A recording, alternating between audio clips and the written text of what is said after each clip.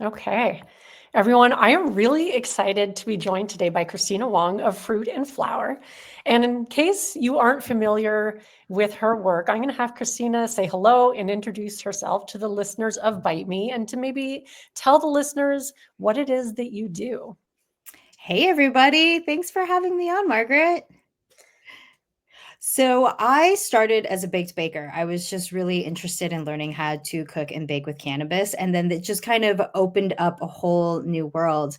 And my background before I became Fruit and Flower, I worked in public relations and marketing and branding for restaurants, chefs, food brands. So, I was very familiar with the culinary world. And when I got into cannabis, I noticed that there was an opportunity to really use food and this farm to table narrative and language and storytelling that I was working on in the food space to teach people how to choose better cannabis products for themselves in the culinary cannabis space. That is amazing. It also explains a lot because your baking is absolutely beautiful. Like if I don't know if anybody hasn't seen your Instagram yet, they should really check it out because your Oh, baking is stunning and you obviously have the background to photograph it beautifully as well, which is a big component to that. But you've been doing a lot of things obviously in the culinary space for a while, but you've kind of shifted into this cannabis event planning. And as yeah. someone who's been sort of wanting to do something around in-person cannabis events where I am, I thought, who better to talk to about it than somebody who's hosting these absolutely beautiful events. So can you talk a little bit about what drew you into doing cannabis event planning to begin with? Yeah, so it's funny that you mentioned my baking because that's something I love to do, and that was like my way of processing my emotions and into using it, making art and storytelling. But the odd thing is, these days I find that I don't bake that much anymore. Like, Oh, really? when yeah, and it's been really odd because I struggle because I'm like, "Oh, like, I should be making more time to bake and trying to make a schedule to force myself to do this thing." But the odd thing was I realized that before it's the plant guiding me. Before when I would get high, I'd have these beautiful ideas of the things that I wanted to make and the flavors and how they would pair and the stories that they would tell. And now, when I get high, I'm imagining all of the different events and gatherings and stories and how to bring people together. And when I first started, I was baking desserts or different things and bringing them to my event so that people could taste them and try them. And I quickly realized that I can't host, produce an event and bake things and do all of it. So it became a lot. So I let go of the baking for a bit just simply because it wasn't what inspired me anymore. Creating these gatherings and these spaces for people to be able to physically experience the fruit and flower world. Like the baked goods, you can see it, you can make it at home. There's an educational aspect, and then there's an opportunity to taste it. But then there's the world and the universe of fruit and flower coming to life through these gatherings. So that's kind of the evolution of how it evolved. And I think because I've always worked in hospitality and PR, it's the world of events and hospitality is something that's always called to me. So, using events to gather people to provide safe spaces and opportunities for people to try, experiment, learn, and talk about cannabis, I feel is really important and much needed because dispensaries are places to purchase cannabis, and you might get some education if you are lucky and have a good dispensary and a good bud tender. There's a lot of online education, but overwhelming and difficult to parse through. And a lot of the events that I noticed that I was going to here in Los Angeles were not for me. I didn't feel Mm. comfortable there. It wasn't that I wasn't welcome, but it was just not the type of environment where I no one wanted to talk to me about the type of conversations that I wanted to have. And so when I met Chef Wendy and we just started hanging out, getting high, cooking food and eating, and a lot of it was just, and Chef Wendy Zhang is a Sichuan chef here in Los Angeles, and we co host Mogu Magu together. And she cooked some of the most amazing food. And we would just get high and eat her food and talk and just share stories. And so much healing happened that we were like, wait, how do we do this with more people. I think more people would really enjoy this connection of culture meets food meets cannabis. And so that's how Mogu Magu was born. And that's why we host so many of our gatherings and events. Like, it's not just a party. I know on Instagram, it just looks like a fabulous party, and it is. But there's so much story and healing and narrative and themes behind each event that's very intentional, that it's very difficult to get across in just like a highlight reel on Instagram. So we've started doing more long form storytelling as well, but we realize, things take time to build and we have to be patient. Yeah, I know it. That's so true. And when it comes to like things like baking, I feel like in life there's always an ebb and a flow, Oh and you kind yeah. of have to follow those ebbs and flows. I mean, I Hmm. used to bake a ton of sourdough bread, and I've done that, throughout periods of my life, but sometimes I'm really into it, and other times I Yeah. haven't baked in. So, and I think there's a real also desire for people to get together in real life again Hmm. after this post-COVID world that we're in, and people are really craving that in-person connection. So I can see Yeah. why it's so important. And like I said, you say it doesn't really translate over the Instagram reel, like the real essence of your events, and that's probably true to a point, but I think some of it does come through, which is why Oh. they look so magical. Now, I am curious if there's any misconceptions about the events that you're hosting, and maybe you can touch on a little bit more in depth about the events that you've been to that didn't really resonate with you, because I feel like I've been to some of those as well. Yeah. What does that look like for you? Probably like, I hate to say it like this, but bro culture, I guess, like the really like just Yeah. heavy dabs and like heavy smoking. And maybe that's Hmm. because I'm not in that space. I'm like, I Hmm. enjoy cannabis pretty much every day, but I'm not like a super heavy smoker. And yeah, just my experience of the plant is Yeah. a lot different than that. Yeah, and same. That is the exact environment in which I found myself, because that is the type of cannabis culture that is being portrayed to us currently for Yes. marketing, for sale. That's who, the high dose dab consumer, mostly men on the surface level, are what seems to be driving sales, but really women are the primary sales drivers. And when I would go to those events, I would be there and it would just be a haze of smoke and guys wearing hoodies and hats. And many are very nice, very helpful, taught me how to roll my first joint, gave me my first dabs. But I realized that for me, when I'm high, I like going deep. I like having deep conversations, and really exploring the depths of our soul and healing and doing different and just doing things. I like to craft, I like to learn, I like to do new things. And so every single event that I do is, in all of these gatherings, it's really out of my own curiosity. Like, I just want to learn more about something, and then the opportunity comes together. So we're like, all right, let's make this happen. Um, but like the gathering, okay, some misconceptions about the events that we do. That any of this makes money. Right. um, yeah, they look really fabulous, and a lot of work goes into them. But this is truly a community created experience. Wendy and I could not do this without the support of our friends, volunteers, our co-hosts, our generous, the farmers. Like, none of this is a cash transaction based experience. And when we started, they were free. They were, we would bring together all of our friends who were in the industry, and it was just kind of to meet, because a lot of the other events we would go to, or things that were geared for like AAPIs and cannabis, are more business networking. And that was Mhm. nice. But like, again, I like to go deep into my emotions and healing and trauma. And so the business networking was great, and that gave us an opportunity to meet each other and kind of spin off onto this side. And so,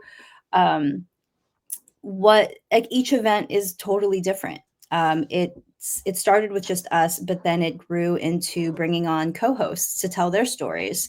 And people look at cannabis from the outside and think, wow, there's so much money. But if you're here in California, it's collapsing and not doing well at the moment. And it's kind of been on a decline. However, the world still has to continue. Stories still need to be told, and we still feel it's really important to continue gathering and continue meeting. And just because a brand or somebody doesn't have, cash to contribute to participate doesn't mean that they can't. So we've created volunteer opportunities for people who want to attend, to be able to pitch in. And in that way, it's very much like a traditional potluck where every person and every brand, everyone who comes participates in some way, whether by donating something that they have, giving some piece of knowledge, sharing, volunteering, helping in the kitchen, even washing dishes and taking out trash is immensely helpful. Because what we realized was, when we were starting to do these, it was just Wendy and I, we were trying to do everything ourselves, and we weren't even enjoying the party. We weren't able to talk to our guests. We were just running around trying to, manage. And so when people volunteered, say, hey, how can we be helpful? It was also an experience, a learning lesson for us on how to ask for help. Right. And how to accept the help. A little bit. Yeah, Mhm. how to let go a little bit. And I love what you're saying too about everybody participating in some way, because that also means that Mhm. everybody has a little bit of buy-in to what's Yeah. happening. And Yeah. when you say also that, like, you're not doing this for profit first, I think that also really shows up in how these events turn out. Mhm. Because when you have profit motive as the primary goal, things often will look a lot different. They can't not Exactly. look different. Yeah, So and it's not that I'm like, I will happily accept cash sponsorships because that makes it possible for us to, it's just a little bit less stressful. And so what I like to tell, any brands that I'm partnering with, I'll say, okay, like, here's what we need. How would you like to participate? And oftentimes they surprise me. Those who do have cash and are able to participate in that way do, and they offer. And so they're offering to give something instead of me asking for something in exchange, which changes the nature of the relationship and how we interact together. We charge ticket prices. At first it was free, but then we're like, all right, we kind of got to cover some of our costs. Like, we can't be out of pocket for everything. So we really try to make it as affordable and accessible as possible. That's something that I'm always trying to push for, because I know that it's hard. I know that it's hard to part with those hard-earned dollars right now. So I try to make it accessible, but also we want to pay people for their art, for their creativity, for their talents. So whenever we are able to raise enough, it ends up being given to our co-hosts. Like, we just hosted a Bad Asians comedy tasting show for 420 weekend with Jenny Yang and a bunch of comedians. And I was so proud that, thanks to everyone's contributions, our sponsors included, we were able to pay them. Like, comedians don't get paid to do gigs. Like, they were just happy to be there and do it. But we're like, no, like, let us pay you. And so that felt really good to be able to do that. And, pitching into our kitchen staff, being able to pay our photographers and video people to help, like, tell the story. Because again, at first it was just me trying to do all of it, and that's not possible. And so yeah, so it's really grown in this very organic way. And I think for those who are interested in hosting gatherings, don't be dissuaded because a brand doesn't have money or you can't pay for something. Yes, there's realities of hard costs, but be creative and open-minded about how to achieve and accomplish your needs and goals. Yeah, and I think that will also be reflected in the event afterwards. Like I already mentioned, when you get that buy-in from people and they can participate in ways that feels good to them as well. So Yeah. I think that does translate in the way your events come across online as well. I'm just going to say that. So, Oh, thank you. Yeah. Now, how do you incorporate the storytelling and the cultural context into your events that you're doing? Because you've touched on this a little bit, but I'd love to hear you talk more about that. It always starts with a theme. Wendy and I go hard on a theme and all the way. And it just almost comes to us. It just comes naturally. We have so many ideas that we really just sort of put a pin in things or sit on it until all of the right elements come through. But again, usually it's something we're just naturally curious about. Like, for example, we hosted a Diwali and Dabs back in 2003. And that was just Wendy and I sat back and we're like, oh, all of the events we're hosting are very East Asian and Chinese focused holidays and events and storytelling, because that's what we know. we're both Chinese, different kinds of Chinese, but still. And we're like, well, we're forgetting about the other A's and the P's and the I's, and how can we make this more inclusive, and how can we be better ourselves and learn? And so that's how we ended up hosting a Diwali and Dabs. We invited our friends Myra and Maha to co-host with us. And sometimes the theme comes out in the planning. It's not intended. It started off as celebrating Diwali and Holi and this, the contrast of light and dark. But really what came out of the conversations and the speeches that day, like the event itself isn't the narrative. Sometimes the story comes out of it, because what I heard from everyone who attended, they were like, wow, I've never experienced anything like this before, or I never felt Indian enough to celebrate this. There's a lot of intersectionality in the Asian American diaspora. I'm Chinese American. Sometimes someone is Filipino and Mexican. You have a Spanish and Chinese. Like there's just so much crossover of our identity politics that sometimes, like, that's the conversation that comes up. And so with both of our co-hosts, they were both half Indian, and so they grew up celebrating it kind of, but they were told that they were not Indian enough to celebrate Diwali. Or people were saying, this is the first time I've ever celebrated it. We also partnered with Latinas in Cannabis with Susie Placencia to co-host a Dia de los Muertos, because I just really selfishly also really wanted to celebrate a Dia de los Muertos. But I learned and found a commonality that in Filipino culture, there is also like a Day of the Dead type celebration called Undas. And it's around the same time, very similar traditions. And so it was an opportunity to be able to explore that. And again, the theme of, people came to Dia de los Muertos and they said, because my family grew up so Catholic, we didn't get to celebrate Dia de los Muertos. This was their first time. And so being able to incorporate cannabis with those experiences just opens us up to that conversation, makes us I feel like it's a little bit of a truth serum, like once you feel people being vulnerable, like it just starts to come out because people feel safe to share that. And that's what leads to the collective healing. And that kind of experience has been very magical. And so the narrative part it's a lot. That is something that Wendy and I are working on wrapping our minds around, because it's really just us, and we don't make, no one pays us to do this. We just do it for fun because we think it's interesting. It helps definitely bring business to our individual respective work. But we're working on more YouTube content, possibly podcasts. I would love to put all of these stories and photography and like the how to host a gathering and the recipes into a zine.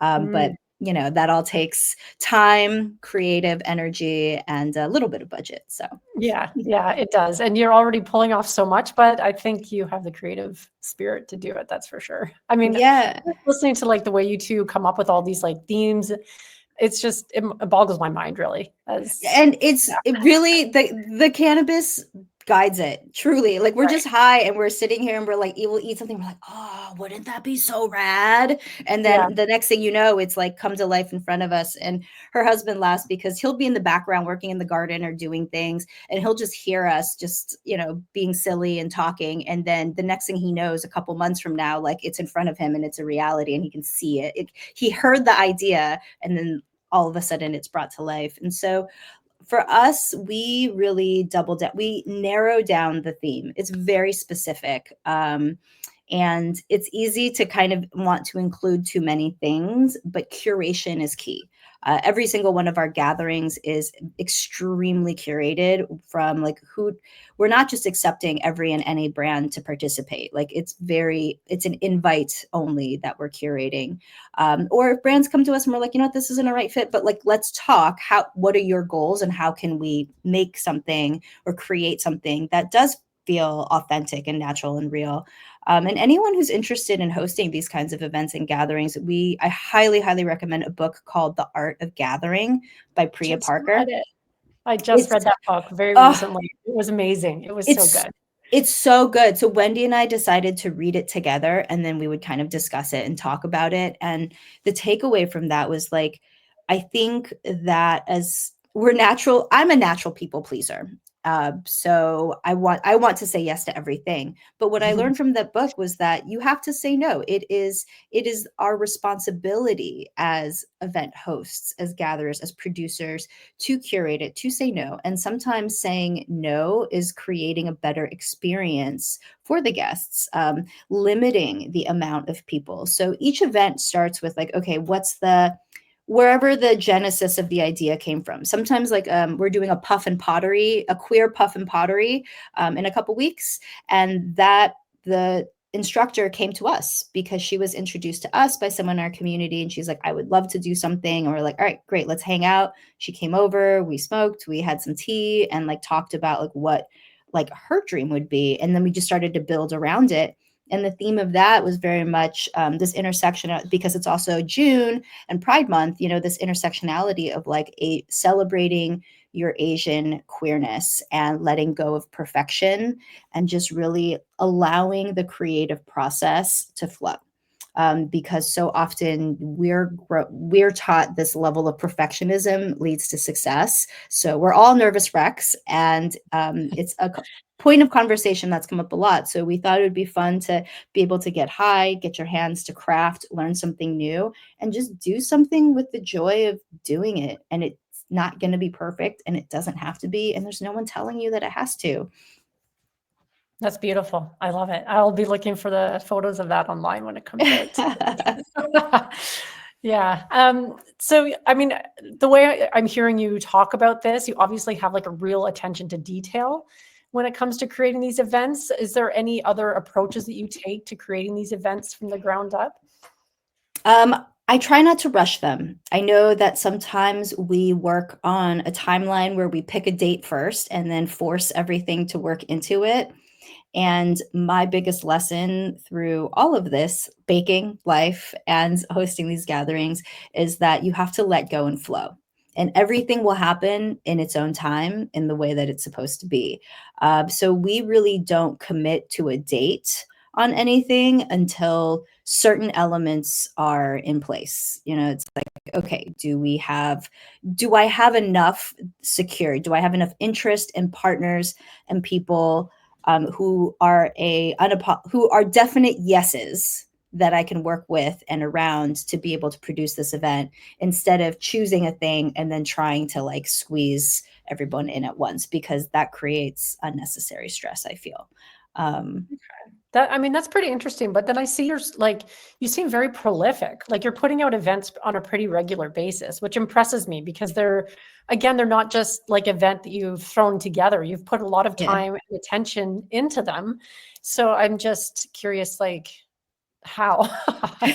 Thank you. I feel I'm very tired. It is a lot. Yeah, it's a lot. I'm like, okay, we're doing like Mogu Magu, we're doing like one event a month, and then depending on kind of if we're busy or things, we take a break. And then even my own personal fruit and flower ones, those are becoming quite a lot too. So I think being realistic with your time, I'm also able to be prolific and do so many of these because I was an event planner in my very early career days, and then I did PR. So I do have my planning document and my tools to make it extremely organized. And also because I have a great partner. Chef Wendy and I we're excellent collaborative creative partners, and we have complementary skill sets and resources. So having someone to do this with, who's a friend, who it's just more fun. I couldn't do this alone. It's honestly quite a lot. And the keys to our success are, one, Chef Wendy's space, because Chef Wendy was on Chopped 420 and she was one of the winners, and she's been on a couple other shows too, but she and her husband used their winnings to build out their home and their backyard to create her dream outdoor kitchen, farm to table supper club space. Because prior to the pandemic, she was hosting a lot of cannabis infused supper clubs and dinners and events, and a venue was one of the biggest challenges that they had. Mhm. Finding a consumption friendly venue that didn't, charge the cannabis fee or freak out and panic and like cancel the event at the last minute was just so hard. Even to this day, if I'm trying to host something not at Wendy's house, it's very difficult. So because we have her home and we're safe there, it's free to consume. It's legally, it kind of checks all of the boxes. And it's already turnkey. I don't have to think about the venue and setup every time I go there because we already have everything. I have I have a list of what's available. So that takes out a lot of work, which makes it much easier to do these on a regular basis. And then I have my event planning document that makes it even easier. Like I already know what elements do we need, the volunteer spots, my budget template, and that has made it much easier to execute these over and over again. And also, again, having Wendy and her talents, because she's a chef, and the thing that she loves more than anything is to feed people and make them happy with her food. And so being able to partner with her to create the food and the menu, infinitely easier, because otherwise I'm either calling for catering or I'm trying to work out food myself, and that adds to the costs. So these gatherings and events for both of us are like a canvas for each of us to express our own artistry, and watching it just grow and blossom in different ways. And like, I love seeing her menus and the food that she's created, and how her creativity with the storyline of Magu and these ingredients that show up in traditional Chinese medicine and like some of our traditional foods, like, and modernizing it for today and seeing this like farm to table, like fine dining quality of food, but put together with this cultural element and with cannabis is just magical. Right. And I mean, when I'm hearing you say this too, it sounds like you've removed some of those big barriers to putting on an event. Like you said, the venue, which I hope to ask about that in a little bit, but also that partnership, because it is nice to have somebody that you can rely on and like Yes. bounce ideas off of each other as you clearly do. Hmm. And I can just tell by the way you talk about Wendy how important it is to have her as part of this whole process. Hmm. Now, do you have any non-negotiables as far as a successful event or just event planning in general? No assholes. Like, it's truly Yeah, like, if no okay, assholes, if someone is being a jerk and difficult, then like, no. they're out. It's we just have no tolerance. We're creating this kind of space and we will not tolerate that behavior. So that's a definite non-negotiable. Paying her a venue fee. It's built into the budget because she invested her money and time and energy and effort, and even using the space puts wear and tear. Mhm, So that's just already built in. Also, just trust between the both of us to do the work and move quickly. Like, we're able to make decisions quickly because we both just trust, like, we know each other and we trust each other. So I don't feel like, neither of us feel that we have to check in with somebody in order to make a decision. It doesn't have to be like a collaborative agreed and moving forward. It's just like, we already know the framework and the outline, so we can be very nimble in our decision making. And again, a complete trust. We're both on the same page. So, um, and just also no stress. The purpose of this is to have fun. And if we're not mhm. having fun and something becomes stressful, we have to stop and be like, okay, how can this be not stressful? And what do we like, how do we want to resolve it? Right. I like pardon me, I like that too because it makes me think of my mom. My mom's passed away now, but she used to really like to host, like, dinners for special occasions and stuff, and she used to get really stressed out about it, Yeah. and then that would create, like, stress in the house when people were coming over and stuff, Hmm. and I don't know why she just couldn't relax, but having also that trust with the partner that you're working with in this space is huge because, I mean, I think what you have is probably very special Yeah. because I do also recall a lot of profs telling me in university, because I went to business school, and they're just like, you have to be really careful with partnerships because they Mhm. often don't end well. So Yeah, have to be and that's smart. something we do talk about. Both of us have had partnerships with friends and business partners and collaborators that haven't gone well.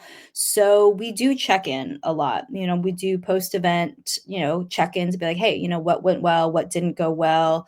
We'll have guests who come who are rude to our friends who are working in the kitchen. And it's like that person is no longer welcome. It's Right. we yeah, like our purpose and our mission is very clear, and it makes it really easy. And also, like, it's kind of broken out and built in to how we work together and our friendship, knowing our past histories and traumas. So just the fact that we can sit and talk about what our traumas were, and me understanding where she's coming from. Like, there's been occasions where, we had a really stressful event when we first started, and Wendy was like in the kitchen working really hard because we didn't have enough volunteers, we didn't have enough people. I wasn't available to help her because I was outside trying to get the party going, replace, water trash setup. And so being prepared and having enough resources to be successful is so important as well. So when we sat down, we're like, all right, like, what was unfun about this, and what led to like that, that us feeling one way? Cause she was like, I was being like, okay, can you hurry up? And she was like, I'm only one person. I can only do so much. And I'm like, okay, like, what resources do you need? So now those are just built in. We have a call for volunteers, so we'll have front of house and back of house, so that I have help with the front and like refilling waters, she has help in the kitchen, and then the people who volunteer are really happy to be there, sharing their skills and talents Right. to be a part of it. So, Yeah. and I'm also realistic where our friendship and business partnership could go sour. That's not off the table. I don't want to say that like, oh my gosh, we're best friends and that'll never happen. Like, misunderstandings are going to happen, but we have a responsibility and respect towards each other to be able to have a conversation about it and work through it Right. and come to a mutual agreement. Yeah. You'd be able to have a conversation, communicate about it before things just went out the window, which, Yeah, and we do track everything, like, again, like, there's it's not for profit, but like we do run it like a business, and we track everything, and things are split and fair, and we definitely talk about fairness. Does this feel fair to you? Is this okay? And so there's no hard feelings at the end of all of it, feeling one way or another. mhm. Now, what have you learned about community building through hosting your events? And how do you keep people coming back? Although from what you're saying already, I can see why people come back, but is there anything Yeah. specific that you've learned about building community? I think that the word community is thrown around a lot. I think it's often misused as well. And just because you have a like-minded group of people, it doesn't mean that it's community. Just because you have people who gather for an event doesn't mean that they're automatically a community. I think there has to be more than that. And there's like the shared sense of belonging that has been created through Mogu Magu and through the work that Wendy and I do, that's created a really wonderful community. It's the support for each other. In the business networking way, like, Mogu Magu isn't intended for everybody to come in business and network, but naturally you're hanging out with friends, meeting other cool people who are also creatives and entrepreneurs and forward thinkers in this space. You're naturally going to meet other rad people you want to collaborate with and create partnerships with. So we've seen a lot of success come out of it just naturally, which has been really, really cool and satisfying to see. Right. Yeah. Okay. I do sometimes think the community is thrown around a lot, but I also think that that's Yeah. because people are really looking for it. And it's Yeah. something genuine and deeper than just a bunch of people getting together and smoking weed, although that Mhm. can lead to community as well. But I yeah. think there has to be more to it. I think that's the challenge. Everyone thinks that, oh, I got weed, so I got weed and it's a party. I think that that could be okay too, and that is perfectly acceptable. But I think community is, people are looking to connect with other people who have shared interests, who have shared passions, people that, like, it's just really like a really close connection of friendship and support. Right. Which means it's on a bit of a deeper level as well, I think. Mhm. It's not I think just the pe surface level. Yeah, we're looking for understanding. We want Hmm. people who understand us and Right. are want to explore the same thoughts and ideas. And it's like we can belong to multiple communities, and communities kind of bump and bump back out every once in a while. But we're always for us, I think we keep people coming back because it's always different. There's something new, there's something unique because we're always working with a different collaborator. They're also bringing their audiences who are hearing what we're doing for the first time. So, this point of intersectionality is really important. You know, Wendy and I are both food and weed, kind of that intersection, but we've through Mogu Magu, we've been able to expand out into comedy and entertainment through our 420 event with Jenny Yang, into fashion when we did our Goddess Garden Party with Da Wong. And, you know, with Latinas in cannabis, that was a whole other community of, you know, so it's, and finding commonality between all of it. And so the cross pollination that we're seeing, I think is why people love coming back, because you never know who you're going to meet or what the conversation's going to turn into. You just know that, like, if this is what makes you feel good and this is like the type of conversation you want to engage in, like, people just keep coming back. Right. So then how do you go about choosing your collaborators? Because and it sounds like some of them are starting to come to you now as well, but obviously you're probably looking for folks who are going to resonate with the vision you have for your events. They just kind of flow into our lives. Right. It's yeah, it's very natural. It's either, you know, an idea will pop up and I'll think, who do I know that might be a fit? And then eventually I'll, you know, or I'll start to talk about the idea, and naturally somebody who's really interested will step forward. And so things will come together. Or yeah, somebody just comes straight to us and we'll be like, okay, like you seem cool. Or, and a lot of times if somebody wants to work with us, but they've never been to a Mogu Magu event before, we'll be like, yeah, we're down, but like, just come Come to an experience event. this. Yeah, Yeah. come experience this, because like it's different. And once you've been to one and you kind of understand the vibe, then it helps set the tone for the collaboration and the partnerships that we're going to do. Right. Which is a real fortunate thing for you because you've had so many of these events now that you Mhm. can invite them to them beforehand and vet them that way in a sense. So, Yeah, and we also wanna go to their, like, and support them and their events, like, with our pottery making. You know, Wendy went to attend one of her classes, at Pot Studio, so we could support her. You know, we'll do different things with our collaborators, and it's not just, like, a one-time thing, it's a period of time. There's a friendship that grows. It's, like, a really cool project that we kinda get to put out into the world, and then and then they become part of the community, and they'll right. show, and then like those collaborators will come to the events as guests and vice versa. And then now I start to see other attendees crossing into other people's events, and it's just really cool. Like, that's where I see community, because it's like everyone's starting to show up in each other's worlds. Right. And I love that too, because you were mentioning this a little bit earlier, but just the support for the artists that you're collaborating with.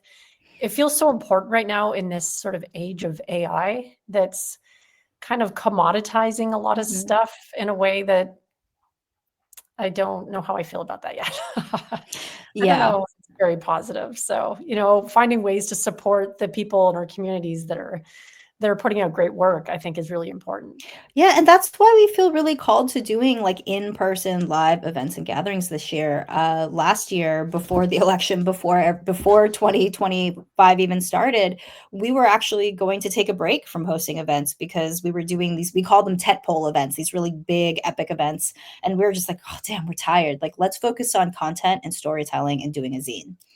That's what it really felt was needed. And then just everything changed between November and January. We're just like, wow, like, and it gave us a moment to take stock in where we were at and where our community was feeling.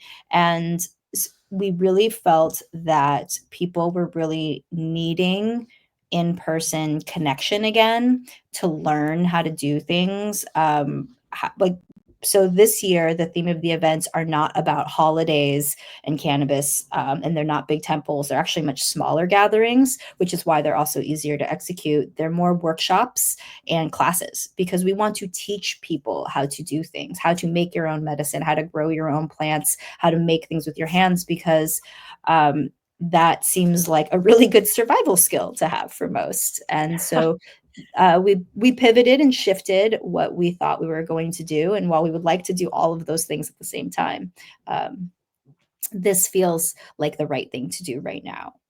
Yeah, and I think people are looking for that like the intimacy that you get in a smaller event as well, because if it's Mm-hmm. really big, there's no way you can really talk to all the people that are there. And when it's smaller, it just it's a different vibe, I guess. So I can see Yeah. that you've gone that direction. Yeah. Well, in Priya Parker's book, she said, right, like 15 is like a really good, like small group size. And then beyond that, it's like 30 something. And then it's like 75 or more. Yeah. Now, have you ever faced any resistance or pushback when you're trying to put together any kind of events? I mean, the resistance from like neighbors who might not be happy about parking, but Yeah. those can be resolved. Like the resistance, I mean, resistance other than, cash flow and needs, Mhm. rain, weather, things that are beyond your control. Um, Right.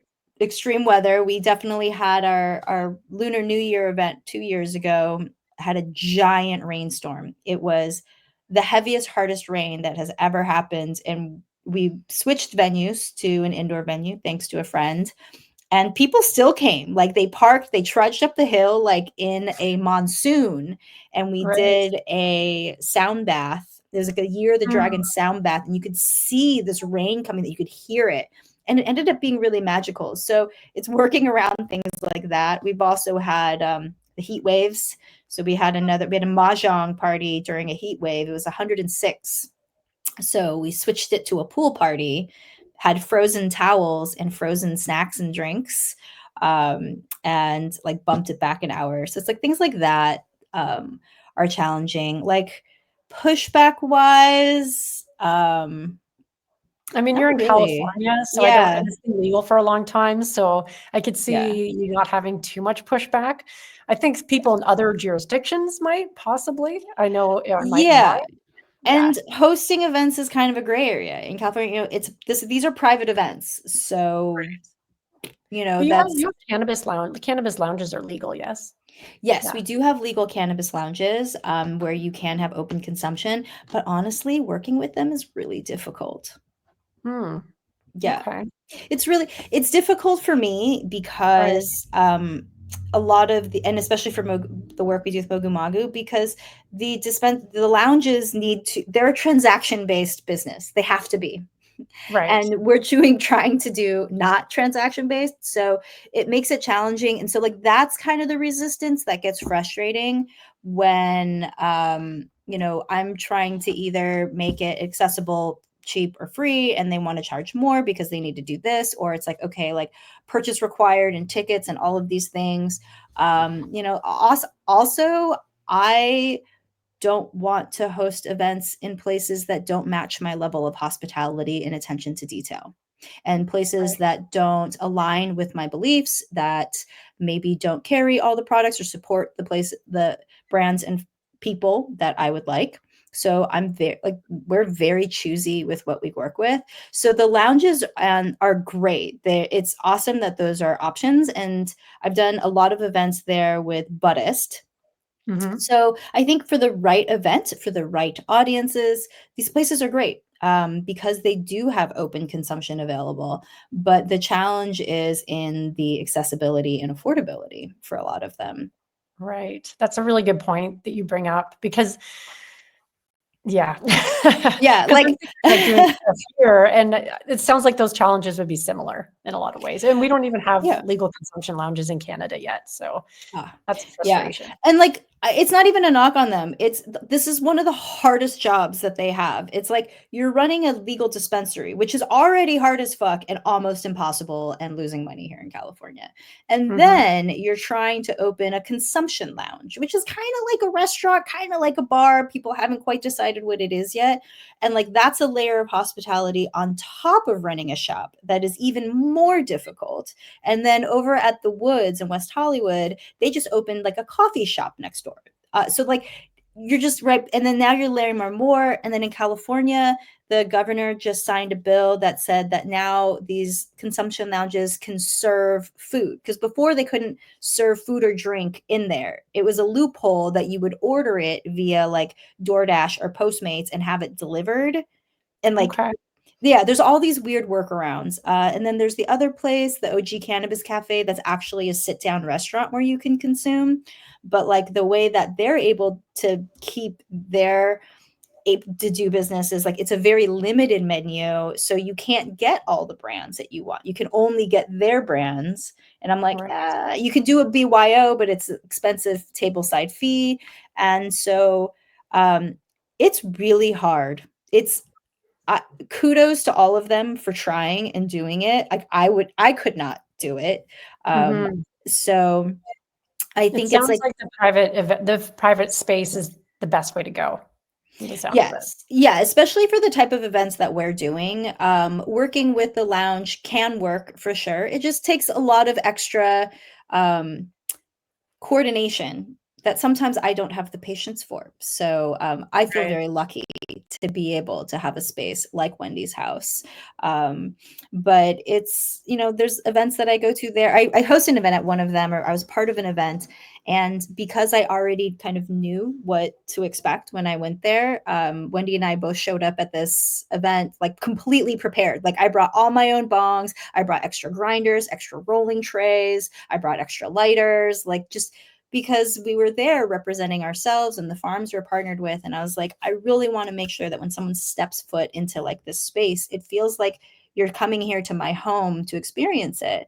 And so if I'm going to a space that it doesn't have all of these things that like I would like to show, like I try to think through all of that. So it's just, I mean, I also worked in restaurants for a while. So part of hospitality is all about anticipating what your guest needs. Mhm. So all the way down for, okay, I'm going to need, if I have bongs and other things people are smoking out of, you need alcohol wipes. Where are you going to put the trash for the alcohol wipes? Where you get the little Q-tips? Where do they throw them away? Like grinders and papers and all these little accoutrements and things. That like having them there and thinking through the entire experience makes all of the difference. And the attention is in the details. Right. Which is what makes your events so wonderful, because you do think about those details. Now, We try to, yes. yeah, yeah, but I mean, like you said, you have the background in hospitality, but you mentioned Priya Parker's book, but I'm trying to remember the name of it right now. I read another book written by a gentleman on the topic of hospitality. I wish I could remember the name of it right Is it now. Setting the Table by Danny Meyer? No, it's by the fellow who runs is it the vegan Michelin star restaurant in New York? Will, oh, I wish I could remember it, but it's all Yes, about hospitality. yes, yes, I His know who you're talking about.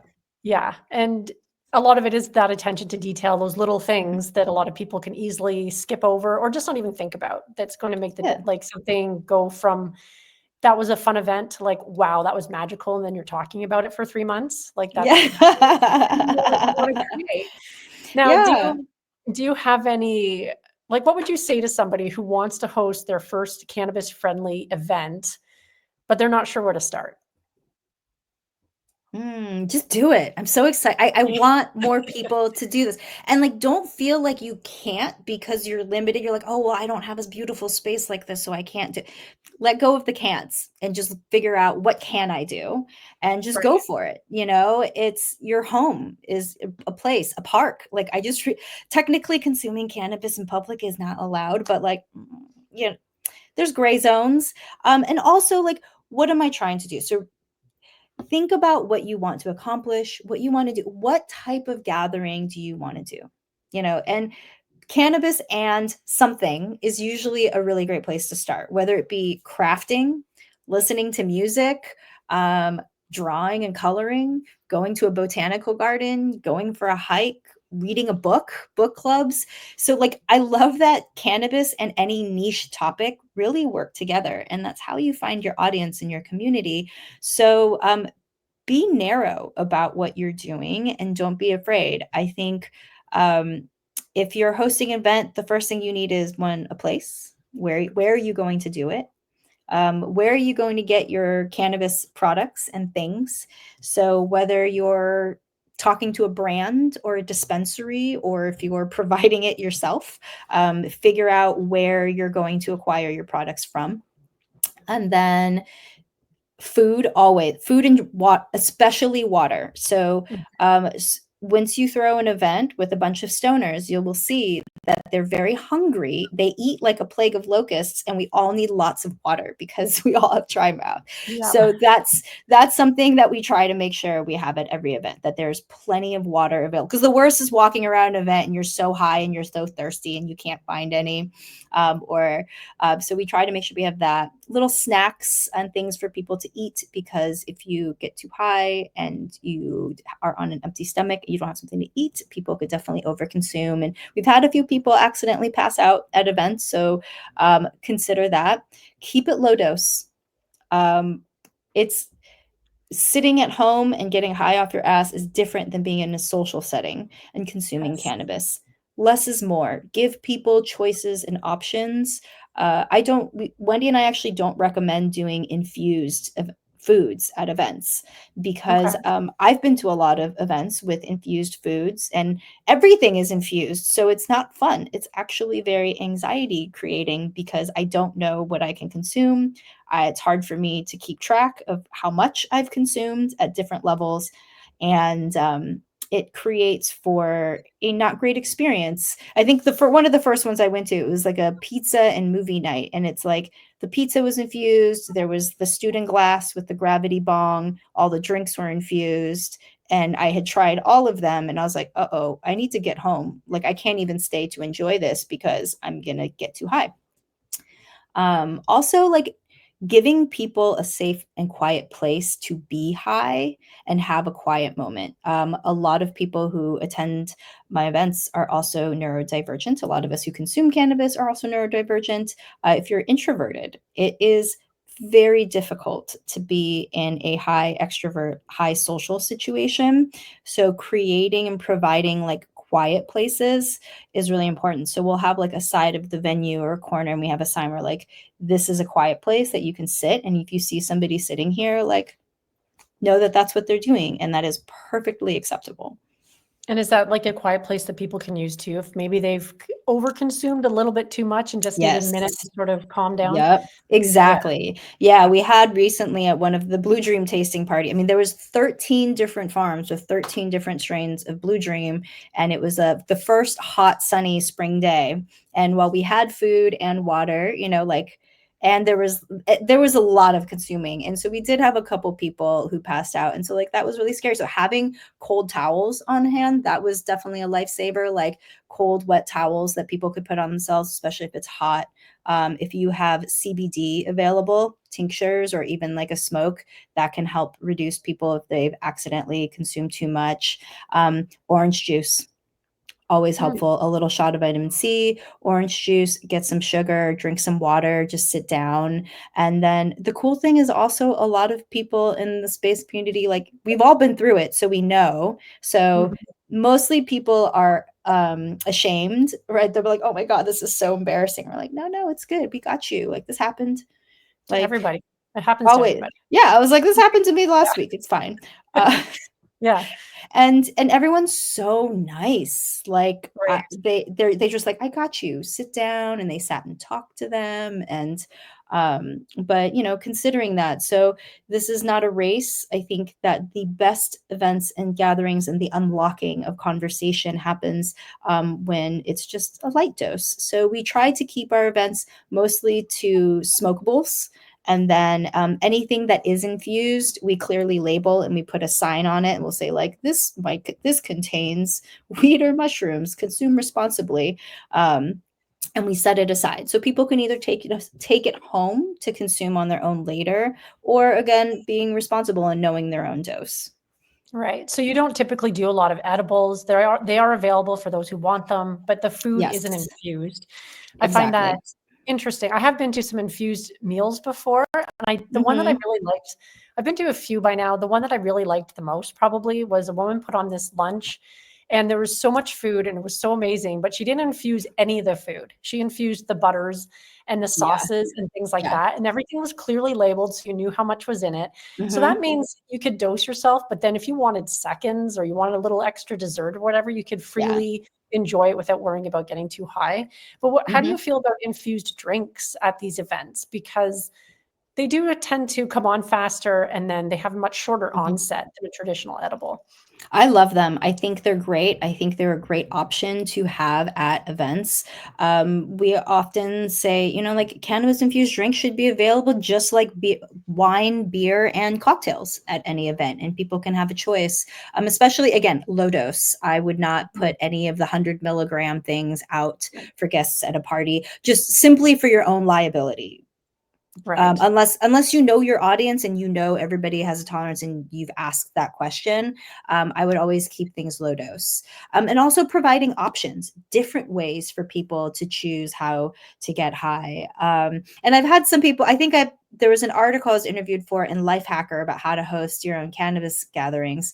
And somebody in the comments section was like, what? I would never give away my weed like that. It's like, but also like if you like to throw a party, it's food, wine, drinks, it's kind of the Yeah. same thing. And Yeah. so again, think about your guest. You want them to have a good time, to have a good experience. What does it feel like for them when they come to this event and they walk through and they see all the options? What would they want to see? Not necessarily what I want to see. And you have to think of everybody from the lowest dosed new consumer to somebody who's very experienced. The best cannabis infused food dinner I went to recently was actually for the Bon Appetit 420 reunion episode. Mm-hmm. That was That looked good. I saw that online too. Yeah. Yeah, that was one of the best infused dinner experiences I went to. And there's a couple reasons because Vanessa Livrato was producing and overseeing the kitchen. She had asked each of us what our tolerance was, so she had all of that information. And the basis of the episode was that there was a chef who had no cooking with cannabis experience partnered with a chef that does have cannabis cooking Oh, experience, that's cool. and they were to collaborate to create a meal together for us who are attending the dinner party. And so when Chef Wendy was the chef with the cannabis experience, and that dinner was the most high I've been in a second without getting sick. Like there's been times where like I've accidentally overconsumed and the next thing you know, I'm like passed out or barfing. I don't like to do that. And I No, try it's not not to make a habit. fun. But this pushed the limits of my high. Like I was very high, but like kind of pushed the ceiling and I kind of came back. That had, I mean, I arrived, we were smoking. Be Real was there. So naturally, there's a lot more smoking. We shared dabs out of the new Mocha Pivot.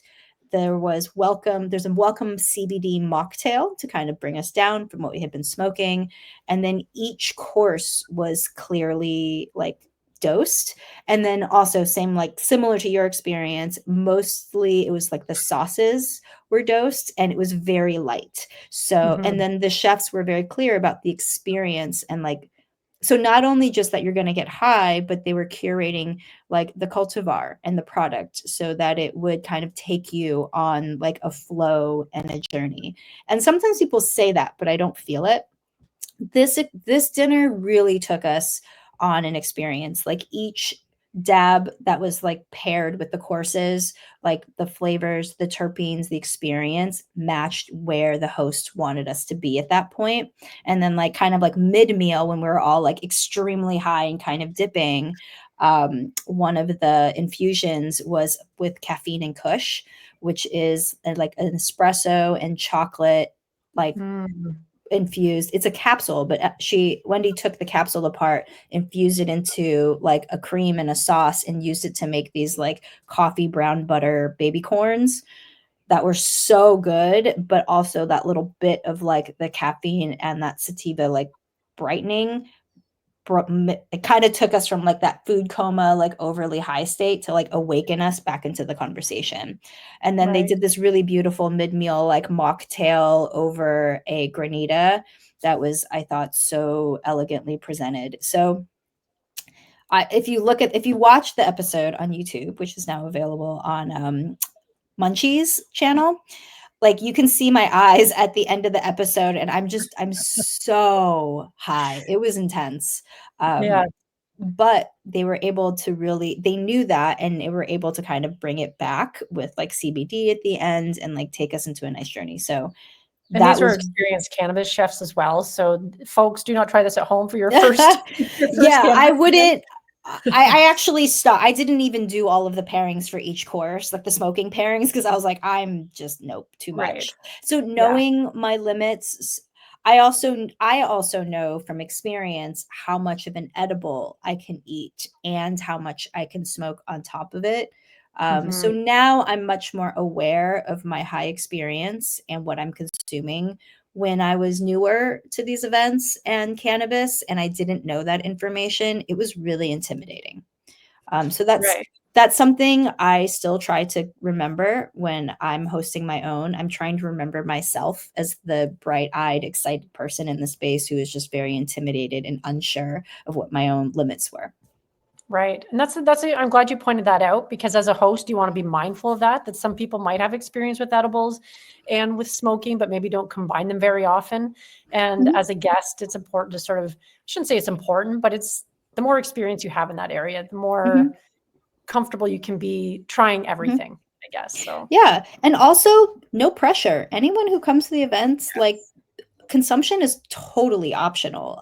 It's just this is what we're doing and what we enjoy. It's here. If you want to learn more about it, you can take some home if you'd like. But a lot of people, like, if you want to take just one puff, that's fine. No one's here to right. make you feel judged or shamed or that you don't know how to do something or you can't take the biggest, fattest bong rip. Like we are here. It's kind of like we look at ourselves as like aunties, right? Mhm.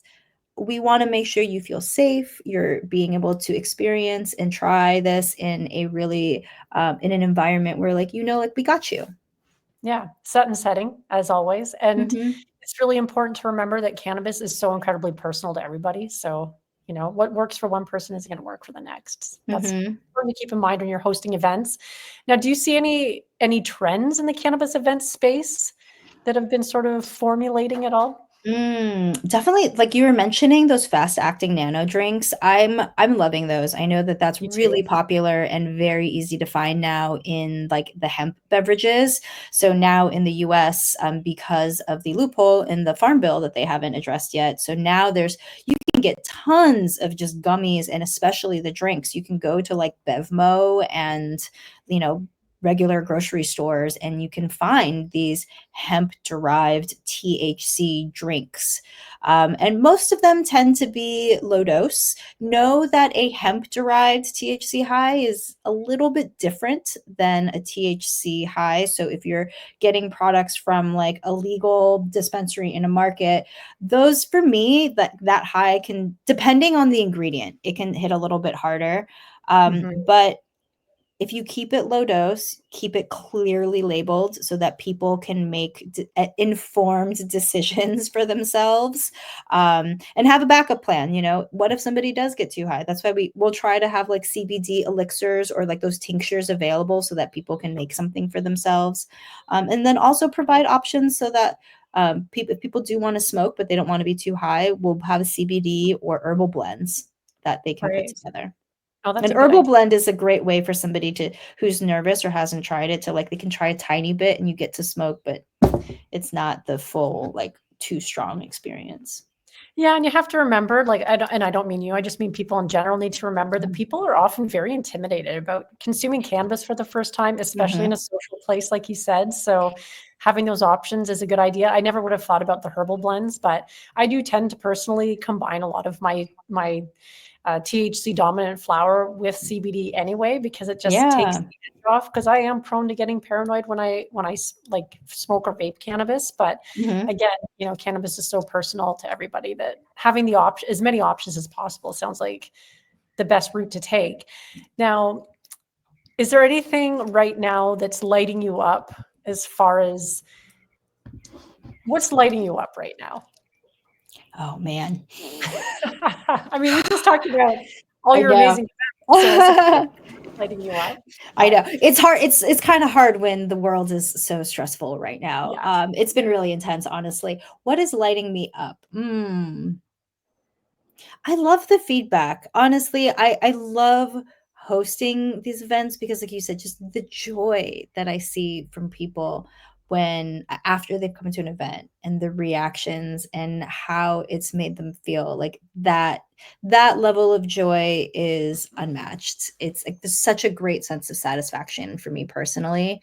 Um, I mean, I'm also judging for the California State Fair. So I Ooh, have a that's exciting. giant bag of the entries. So that's bringing me great joy at the moment. Yeah, yeah, that sounds like fun. The fact that they have this at a state fair, I think is incredible too. So that's It's very fortunate. so cool and it's Yeah, so innovative. Like yeah. at the California State Fair, next to like all of the other agricultural food and beverage and drinks and plants and things that are judged and win an award, cannabis is there. And so this is the third year, I believe, they've been doing it.